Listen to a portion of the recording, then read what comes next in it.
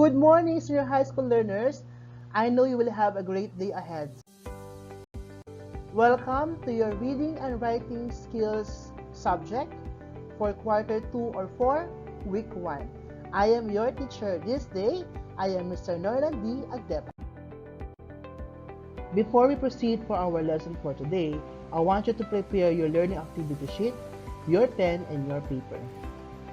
Our learning competencies this morning are formulate evaluative statements about a text read and assertions about the content and properties of a text read. Let us start our lesson by defining what is evaluative statement. An evaluative statement is a way of giving a better explanation to show the strengths and weaknesses of something through writing. It presents a value judgment based on a set of criteria. It is the writer's way of explaining why strength is a strength and a weakness is a weakness based on the evidence gathered, according to Bellino 2017. You have to remember that when you are writing evaluative statement, you are giving your judgment, which is based on the criteria given to you. You are explaining by showing what is the strength and weaknesses of the text that you have read. Okay. Now, later you will find out how you will write this evaluative statement. An evaluative assessment can be classified as positive or negative.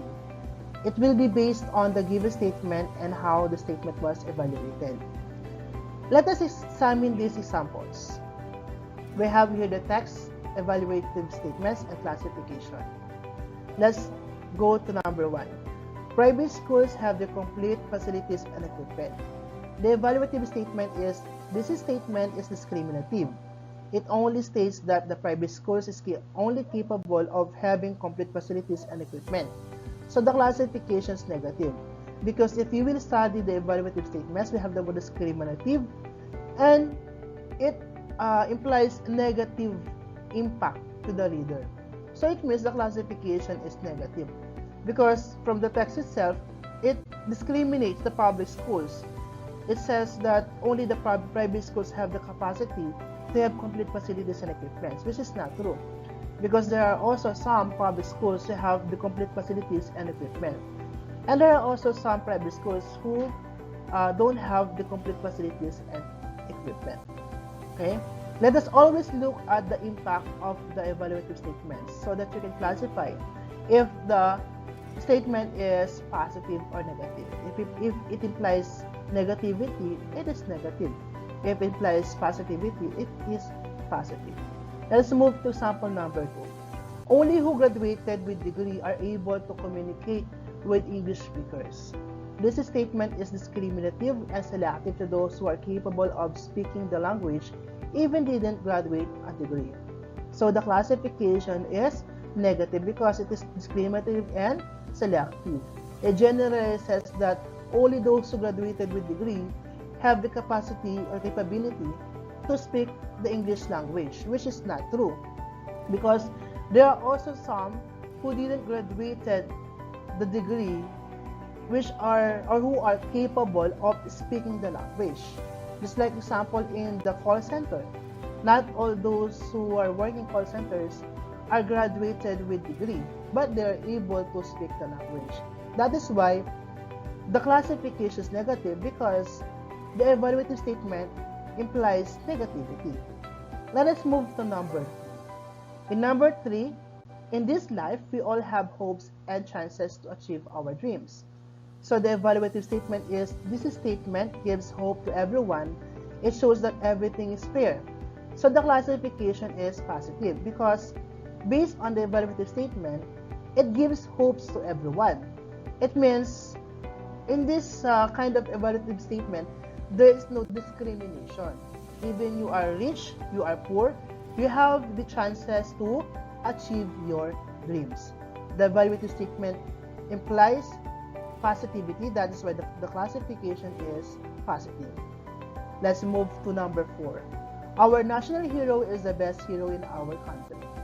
So the evaluative statement is, this statement is unfair in giving credits to other heroes. And that is why the classification is negative, because the evaluative statement shows negativity. It tells here that only the national heroes have the best hero, but the truth is all the heroes that we have are all best, because the statement discredits the contribution of other heroes. Just like in our time, OFWs are also best. They are also our heroes of today's generation. Okay? As I said, always remember, in order to classify what kind of evaluative assessment written, you have to look at the impact or what the statement implies. Okay? Number 5, teachers touches the lives of every learner. The evaluative statement, this statement is genuine and true. So the classification is positive because the evaluative statement implies positivity from the word genuine and true, which is true.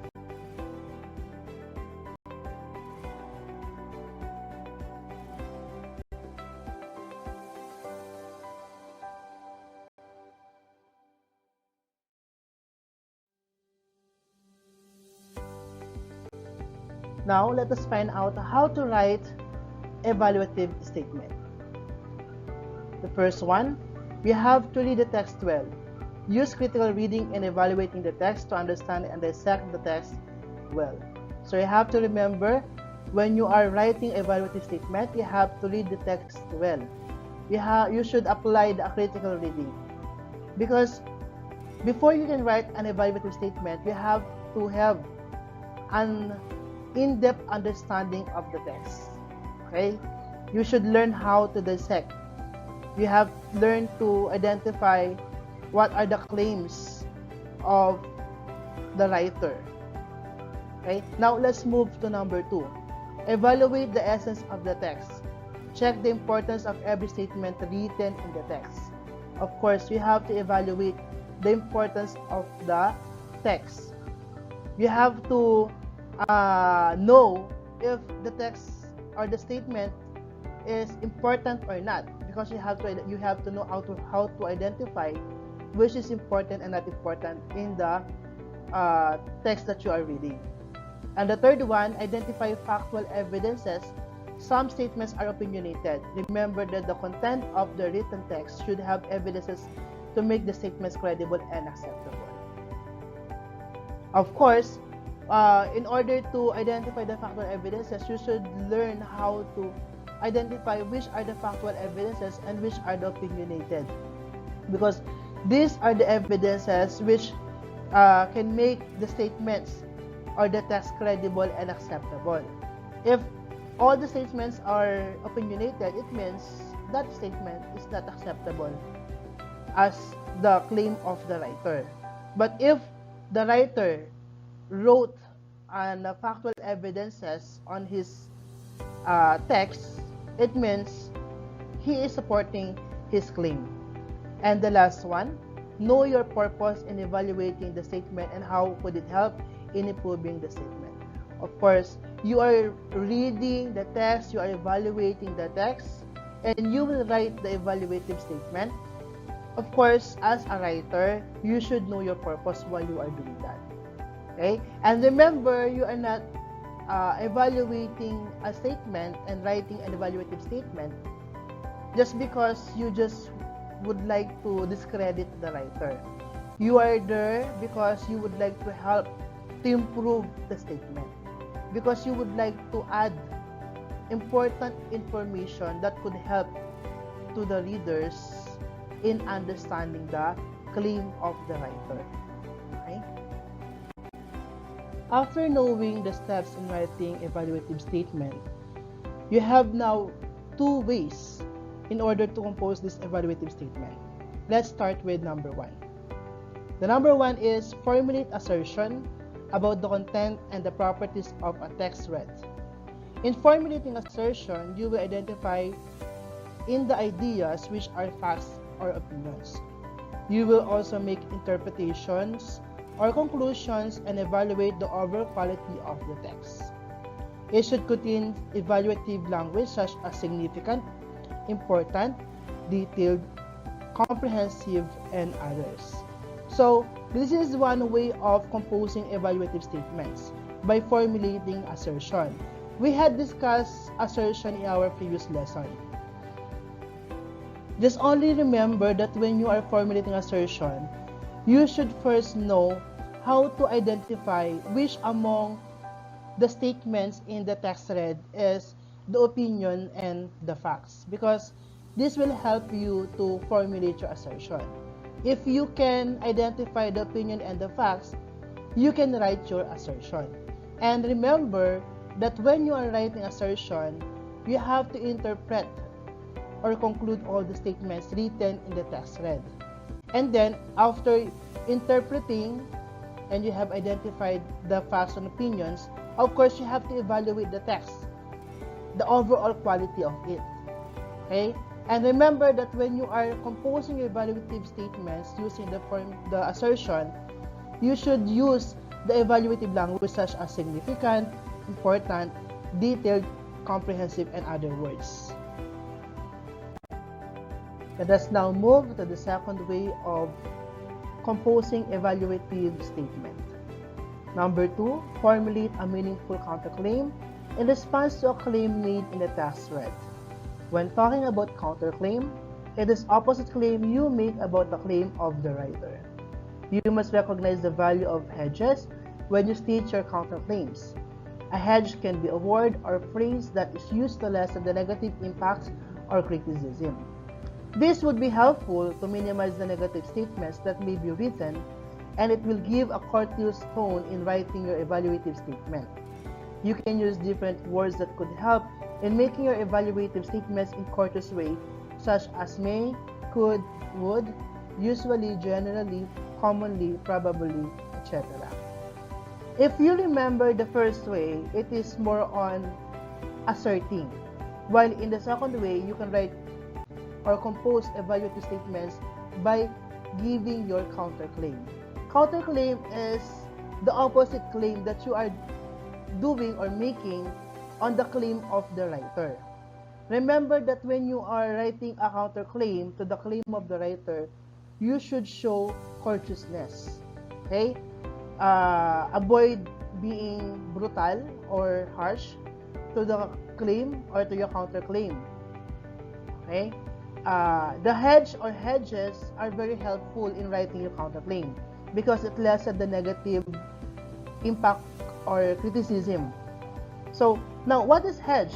Hedge can be a word or phrase that is used to lessen the negative impact or criticism. There are some words that can be used so that the tone of your counterclaim will be courteous. Such these words, may, could, would, usually, generally, commonly, probably, and others. Just like example, the writer said that the implementation of ECQ to Tarlac City is the best solution to decrease the number of positive cases in Tarlac City.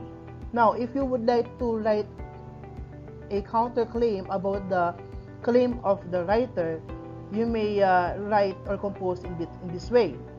Generally, the decrease of the COVID-19 cases in Tarlac City could happen if the Tarlaceños will be disciplined and they are strictly following the protocol of the Department of Health about the COVID-19.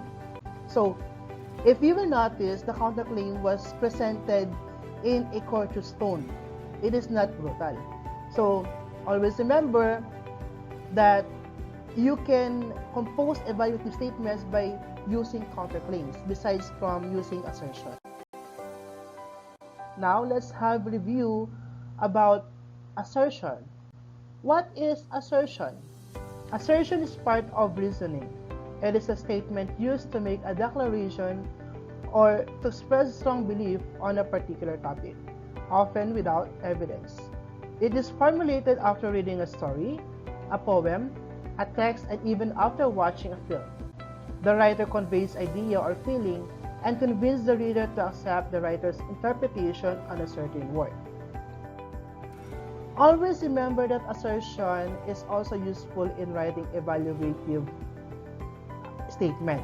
Okay? And assertion is part of reasoning because assertion is just the same with listening. And when you are doing assertion, you are declaring or expressing your strong belief on a particular topic.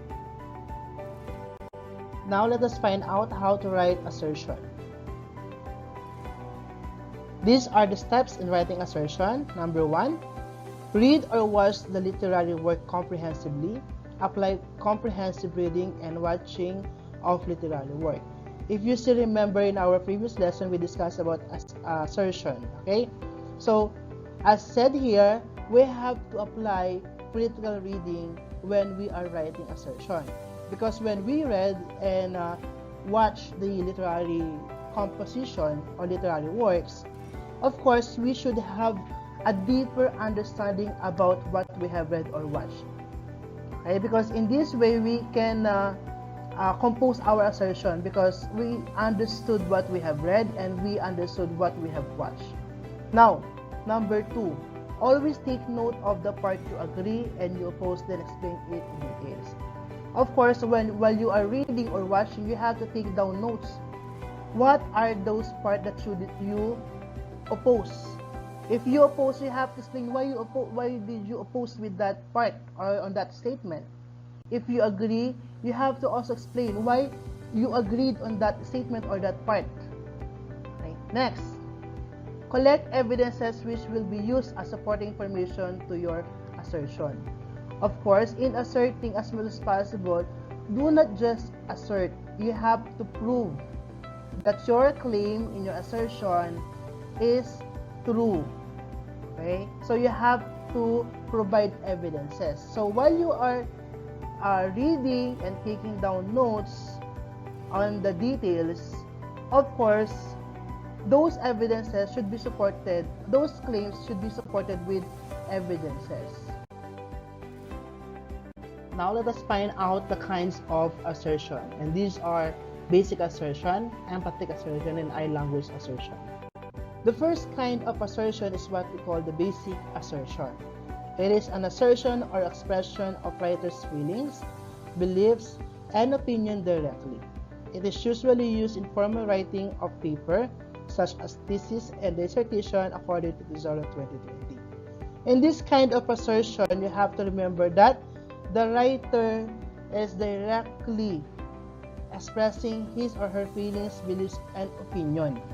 That is the only thing that you have to remember in terms of basic assertion. Now let us find out more about basic assertion by examining the example. Let us look at the example of basic assertion. Tarlac is not yet free from COVID-19 virus, being one of the hotspot provinces in the fast-growing number of COVID-19 positive. As of October 4, 2020, it has 500 confirmed cases based on Tarlac COVID-19 Task Force Bulletin. In the previous month, it grew with a huge number of positive cases. Unlike in the month of March to June, it has only at least 1 to 5 positive cases every day until it increased into big numbers of positive cases. Tarlac is still imposing the strict implementation of the IATF protocol to prevent the spread of the virus. Government does its best to prevent or even to stop this virus in spreading and makes Tarlac COVID-free someday. In this example, the basic assertion here is Tarlac is not yet free from COVID-19 virus. This is the claim of the writer. And the evidences are the increasing number of or the fast-growing number of COVID-positive cases as based from the Task Force COVID-19 Bulletin. Okay? So that is what we call basic assertion. The writer directly expresses his opinion or her opinion and beliefs on the situation. Let us now move to the second kind of assertion, which is the empathic assertion. It is an assertion where the writer used a statement that used to express empathy or on how a person understands the feelings and emotions of the literary author. It can be used on writing a formal or informal paper. In empathic assertion, you have to remember that the writer used a statement that used to express empathy. Okay? The word empathy. And how person understands the feelings and emotions of the literary author. Okay? That is the thing that you have to remember. To understand more about the empathic assertion, let us examine an example. Let us now check the example of empathic assertion. I believe that Tarlac will be free from COVID-19 in the coming months. To be free from this pandemic, the province keeps on reminding the people to follow the protocol, such as the strict implementation of wearing the face mask and face shield everywhere people go, and it was also imposed in the establishments. The government also required all the establishments to put alcohols and check the temperature of every customer. Contact tracing is also implemented not only in establishments, but also in schools. The province is doing its best to fight this pandemic and make the province free from it. In this example, the empathic assertion here is, I believe that Tarlac will be free from COVID-19 in this coming months. Because this statement shows empathy or feelings towards the situation. Now let us move to the third kind of assertion, which is the I language assertion. It is a statement used to express the feeling and preference of the writer. It is called I language because it focuses on the writer and is using the pronoun I. This type of assertion is recommended if the author wants to express negative feelings and opinion. This is best used in writing a review or reflection paper, according to Tesoro 2020. Always remember in I language assertion, the focus is on the writer, okay? And it always uses the pronoun I. Let us look at the example of I language assertion. The measures implemented by the government of Tarlac are enough to fight the virus. These measures are effective only if Tarlaceños will follow. It is not only the government should do the measures in the prevention of the virus, but also it is important that the people in Tarlac should strictly follow the IATF protocols. I believe that if all the Tarlaceños strictly follow IATF protocols and stay at home if necessary, we will be free from this pandemic even before the month of August, where the numbers of positive went high. The I language assertion here is, I believe that if all the Tarlaceños strictly follow IATF protocols and stay at home if necessary, we will be free from this pandemic even before the month of August, where the numbers of positive went high. It is because the use of the pronoun I, and it is the writer's opinion. Okay? That is why it is called the I language assertion.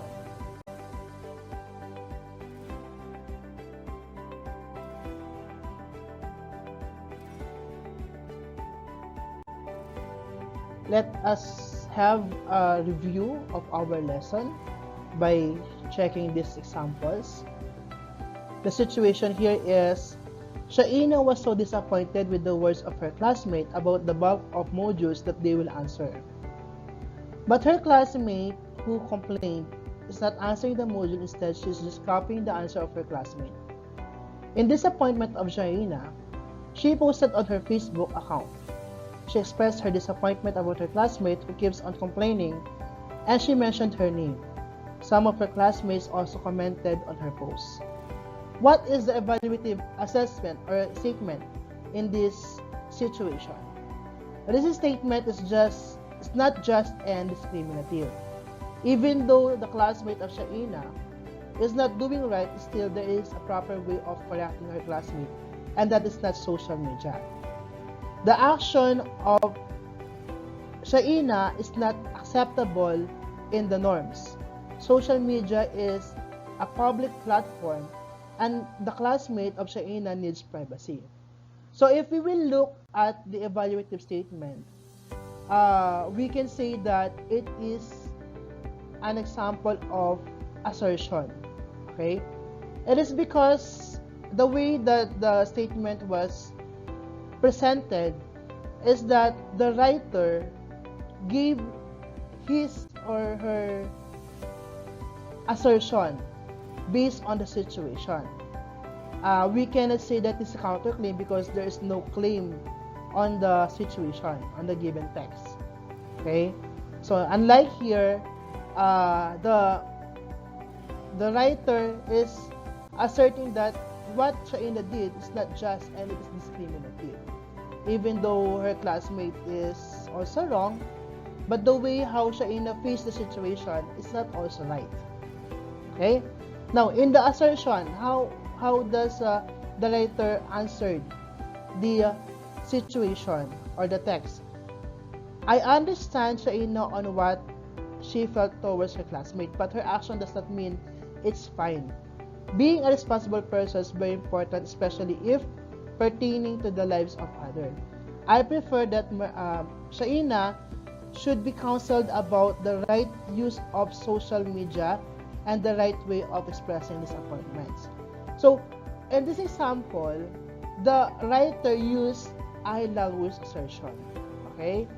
As said here, I understand Shaina was she felt that here I prefer that Shaina should be counseled about the right use of social media. Okay? I hope you have learned a lot about evaluative statement and assertion. It's time to evaluate through answering the activities.